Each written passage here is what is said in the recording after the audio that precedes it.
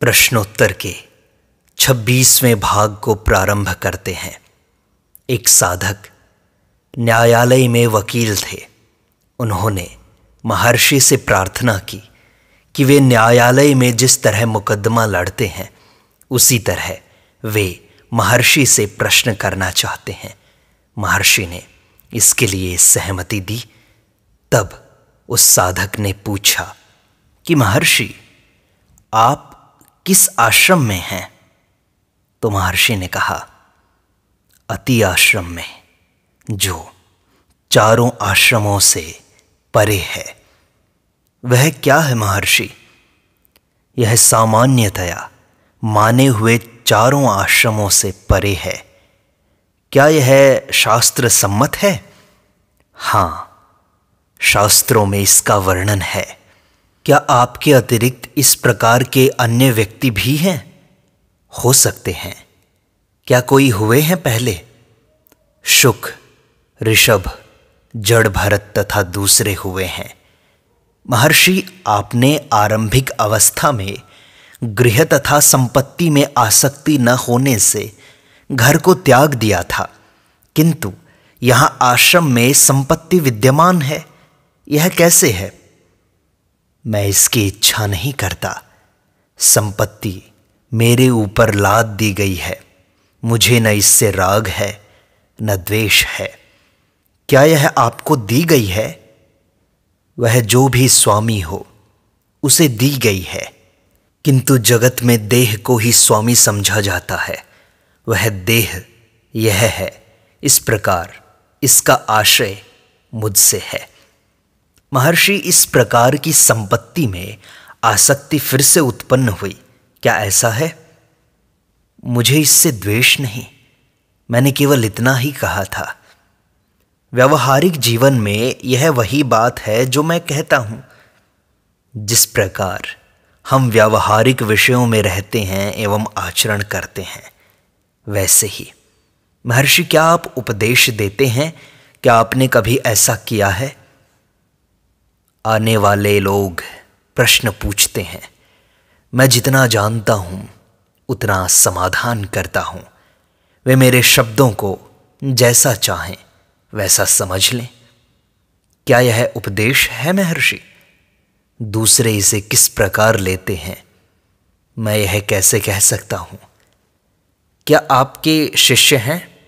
मैं लौकिक दीक्षा गुरु जैसे उपदेश नहीं देता। उदाहरण के लिए, कुंभ स्थापित करके उसका पूजन तथा व्यक्ति को मंत्र का उपदेश मैं नहीं करता। व्यक्ति अपने को मेरा शिष्य या भक्त कह सकता है। मैं किसी को भी अपना शिष्य नहीं मानता। न ही मैंने कभी किसी से ऐसा उपदेश लिया है, न ही मैं किसी को ऐसा उपदेश देता हूं। यदि लोग अपने को मेरा शिष्य बताते हैं तो मैं ना तो इसका अनुमोदन करता हूं ना ही निषेध करता हूं। मेरी दृष्टि में सभी समान हैं। वे अपने को शिष्य कहलाने की पात्रता मान लेते हैं। मैं उनसे क्या कह सकता हूं? मैं अपने को न शिष्य कहता हूं न गुरु कहता हूं। महर्षि, आपने मंदिर की जो भूमि पर्वत पर है उसके विषय में संबंधित अधिकारियों से अनुमति प्राप्त किए बिना स्कंदाश्रम बनाने की सहमति क्यों दी? उसी शक्ति की प्रेरणा से जो मुझे यहां लाई तथा जिसने मेरा पर्वत पर निवास करवाया। महर्षि, आपने यहां आने के 1 घंटे के अंदर ही अपनी नकदी इत्यादि क्यों फेंक दी? आपने ऐसा इसलिए किया क्योंकि आप संपत्ति नहीं चाहते थे। आप कभी धन स्पर्श नहीं करते। आपके आने के बाद अनेक वर्षों तक यहां कुछ भी नहीं था। क्या कारण है कि अब आश्रम में दान स्वीकार किया जाता है? यह परंपरा कुछ देर से आरंभ हुई, चूंकि कुछ साथी धन एकत्र करने के लिए मेरे नाम का उपयोग करने लगे। मैंने उनके कार्य का अनुमोदन नहीं किया, न उनको रोका। अतः यह चल रहा है। एक व्यक्ति जाता है, दूसरा आता है, किंतु यह प्रक्रिया चलती रहती है। मैं नहीं चाहता कि दान स्वीकार किया जाए, परंतु लोग उस सलाह पर ध्यान नहीं देते। मैं ऐसी सलाह नहीं देना चाहता जिसका पालन न हो, इसलिए मैं उनको रोकता नहीं। चूंकि धन आता रहता है और सहज ही इससे इमारतें बढ़ती जाती हैं। महर्षि, आप अपने नाम से हस्ताक्षर क्यों नहीं करते? मेरे यहां आने के बाद समय समय पर लोग मुझे अनेक नाम देते आए हैं। यदि मैं एक नाम से हस्ताक्षर करूं तो सब लोग इसे नहीं समझ पाएंगे। इस कारण मैं हस्ताक्षर संग्रह करने वालों से कहा करता हूं कि यदि वे मेरे हस्ताक्षर दिखाएंगे तो सामान्य लोग उन्हें वास्तविक नहीं मानेंगे। महर्षि, मेरा विश्वास है कि आप धन धान्य भेंट स्पर्श नहीं करते। लोग कभी कभी मेरे हाथों में फल रख देते हैं, मैं उनको स्पर्श करता हूं। यदि आप एक प्रकार की भेंट लेते हैं तो क्या आप धन स्वीकार नहीं करते? क्यों नहीं करते? मैं धन को खा नहीं सकता, मैं उसका क्या करूंगा? मैं वह क्यों लूं जिसका उपयोग मुझे मालूम ही नहीं? महर्षि, यात्री आश्रम में क्यों ठहरते हैं? इसका कारण वे ही जानते हैं, वे ही बताएंगे। मैं समझता हूं कि आपको किसी के यहां आने में या ठहरने में कोई आपत्ति नहीं है। नहीं, मुझे कोई आपत्ति नहीं। इसी प्रकार वे कितने भी दिन ठहरें, उसमें भी आपकी सहमति नहीं है, आपत्ति नहीं है? नहीं, मुझे यदि उनका ठहरना अनुकूल प्रतीत नहीं होगा तो मैं ही कहीं अन्यत्र चला जाऊंगा, बस इतना ही।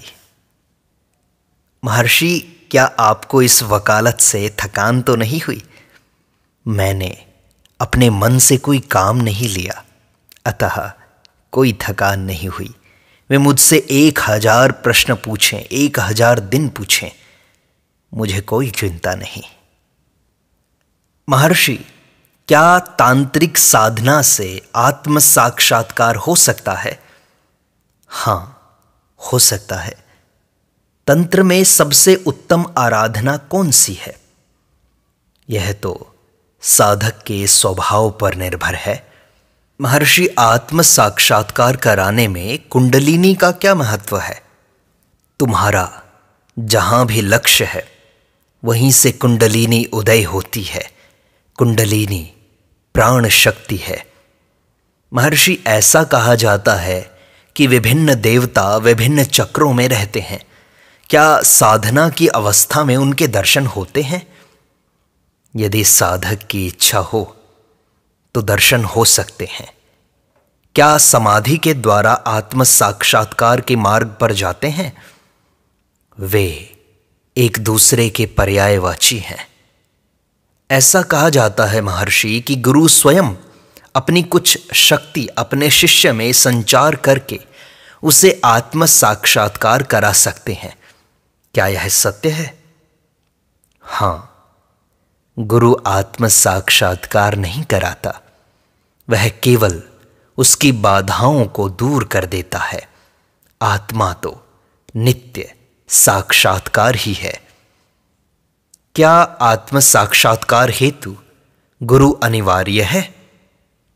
जब तक तुम आत्मा के साक्षात्कार के प्रयास में लगे हुए हो, गुरु आवश्यक है। गुरु आत्मा है।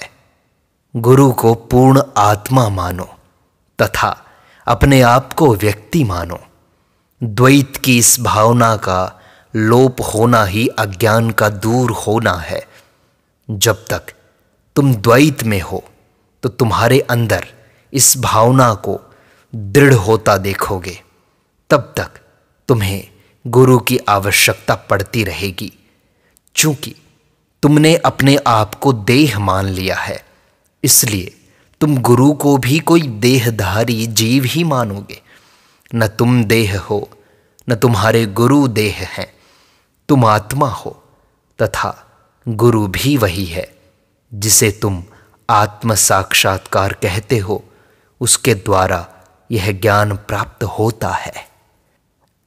महर्षि, यह कैसे पता लगे कि कोई भी व्यक्ति गुरु होने के लायक है? उनके सानिध्य में प्राप्त होने वाली मानसिक शांति से तथा उसके प्रति तुम में होने वाली श्रद्धा से। यदि गुरु अयोग्य हुआ तो उस शिष्य की क्या दशा होगी जिसको उन पर पूर्ण श्रद्धा थी? हर एक की अपनी योग्यता के अनुसार ही दशा होगी। महर्षि, सामाजिक सुधारों के संबंध में आपका क्या मत है? अपने सुधार से समाज का सुधार स्वतः हो जाता है। अपने को अपने सुधार तक ही सीमित रखो। समाज सुधार अपनी चिंता खुद कर लेगा। गांधी जी के हरिजन आंदोलन के विषय में आपका क्या मत है? उनसे जाकर पूछो। यदि हम मरे हुए शरीर को स्पर्श करें तो क्या स्नान करना आवश्यक है? देह एक मरा हुआ शरीर ही है। जब तक कोई इसके संपर्क में है उसे आत्मा के जल में स्नान करना आवश्यक है। यदि अद्वैत अंतिम है तो माधवाचार्य ने द्वैत का प्रतिपादन क्यों किया? महर्षि, तुम्हारी आत्मा द्वैत है या अद्वैत है? सभी सिद्धांत आत्मसमर्पण पर सहमत हैं।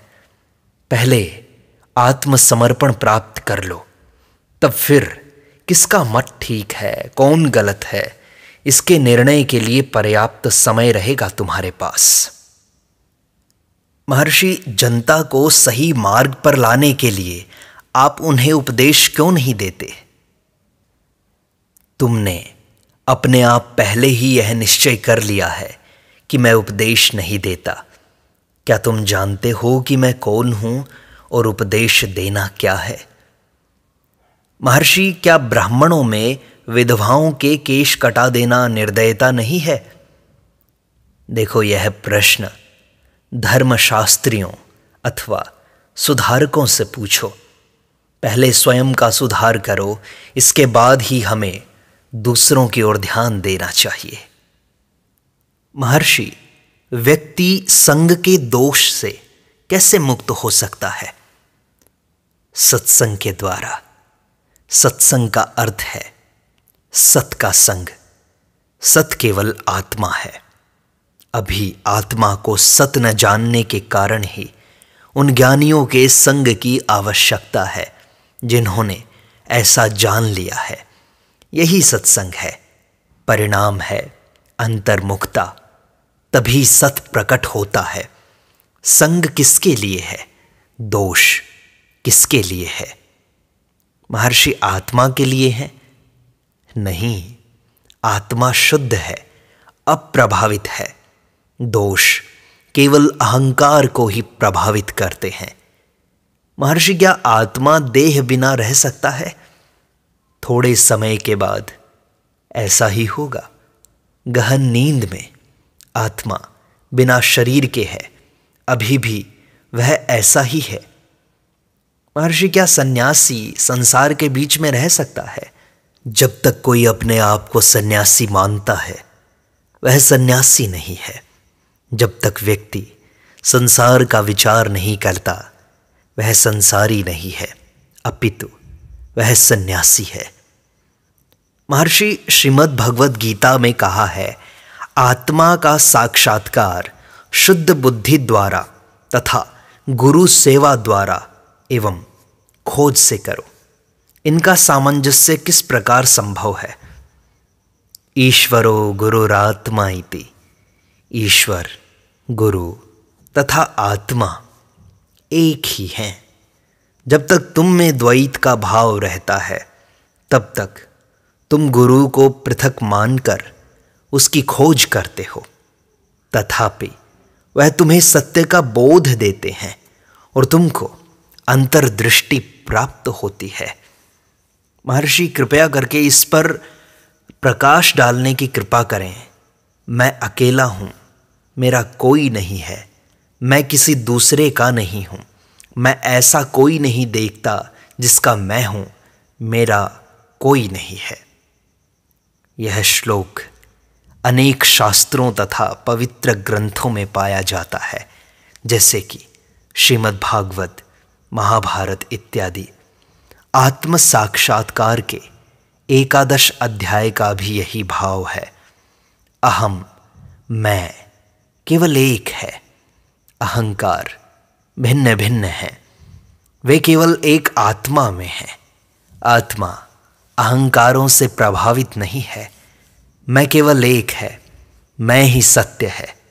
शेष सब द्वैत के भाव का निषेध करने के लिए है। महर्षि, यदि आत्मा को स्वयं का भान हो तो मुझे अभी भी उसका भान क्यों नहीं है? द्वैत नहीं है। तुम्हारा वर्तमान ज्ञान अहम भाव के कारण है तथा सापेक्ष है। सापेक्ष ज्ञान में दृष्टा एवं दृश्य का होना आवश्यक है, जबकि आत्म जागृति सहज है तथा उसे किसी दृश्य की आवश्यकता नहीं है। स्मरण भी इसी प्रकार सापेक्ष है। जहां दृष्टा के रूप में स्मरण करने वाला होना चाहिए तथा दृश्य के रूप में स्मरण की जाने वाली वस्तु होनी चाहिए, जब द्वैत नहीं है तो किसे कौन स्मरण करेगा? महर्षि, शरीर के मृतक होने पर मिथ्या अहंकार का क्या होता है? अहम वृत्ति ही अहंकार है। सूक्ष्म रूप से यह संकल्प रहता है, किंतु स्थूल रूप से यह मन, इंद्रिय तथा देह को भी सम्मिलित कर लेता है। गहन निद्रा में यह सब अहंकार के साथ ही लुप्त हो जाते हैं, तथापि आत्मा रहता है।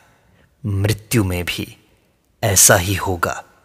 देखो, जब तक तुम अपनी आत्मा को नहीं जानोगे, इस प्रकार के संशय आते रहेंगे। तुम सदैव अपनी आत्मा में बैठ जाओ, उसे ध्यान से खोजने की कोशिश करो। विचार करो, तुम वास्तव में कौन हो? तुम ये शरीर, मन, बुद्धि नहीं हो। इनसे परे कुछ हो, उसको खोज लो। तब सारे दुख, सारे संशय मिट जाएंगे तुम्हारे।